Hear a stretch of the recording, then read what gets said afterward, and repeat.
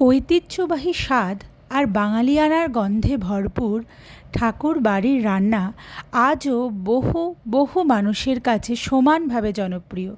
আর সেই ঐতিহ্যবাহী স্বাদ আর বাঙালিয়ানায় ঘেরা একটি সুন্দর সহজ রেসিপি নিয়ে আপনাদের কাছে চলে এসেছি। তবে চলুন শুরু করে দিই।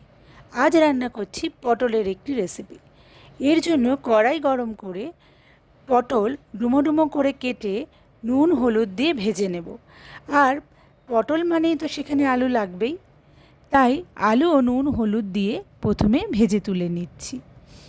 এক্ষেত্রে পটলগুলো কিন্তু একদম কড়া কড়া লাল লাল করে না ভাজলেও হবে, মিডিয়ামভাবে নুন হলুদ দিয়ে ভেজে তুললেও হবে। আর একটি মশলা পটল ভাজতে ভাজতে তৈরি করে নিই। তার জন্য 3-4 টুকরো আদা, 1 মুঠ নারকেল, নিয়ে নিচ্ছি 2টো শুকনো লঙ্কা, 4-5টা কাঁচা লঙ্কা, আর নিচ্ছি 2 চামচ মতো টক দই। ব্যাস, রান্নার উপকরণ শেষ। এরপর কড়াইতে তেলটা গরম করেই ওতে আমি এলাচ দারচিনি দিয়ে মশলাটা বেশ ভালো করে কষিয়ে তাতে হলুদ আর রঙের জন্য একটু কাশ্মীরি লঙ্কার গুঁড়ো দিয়ে কষিয়ে আলুগুলো দিয়ে দিয়েছি আগে, যাতে আলুটা খুব তাড়াতাড়ি সেদ্ধ হয়ে যায়।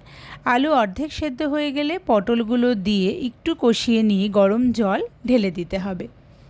ব্যাস, ঢাকা চাপা দিয়ে দিতে হবে। আর ঠাকুরবাড়ি রান্না মানেই তো তাতে সামান্য একটু মিষ্টির ভাগটা বেশি, তাই জন্য দিয়ে দিচ্ছি চিনি, আর দিচ্ছি নামানোর আগে একটু আটার গুঁড়ো। ব্যাস, নাড়িয়ে চাড়িয়ে একটু ঘি ছড়িয়ে দিলেই রেডি পটলের তরকারি। ঠাকুরবাড়ির এই রেসিপিটি তোমাদের কেমন লাগলো আমাকে কিন্তু অবশ্যই জানিও।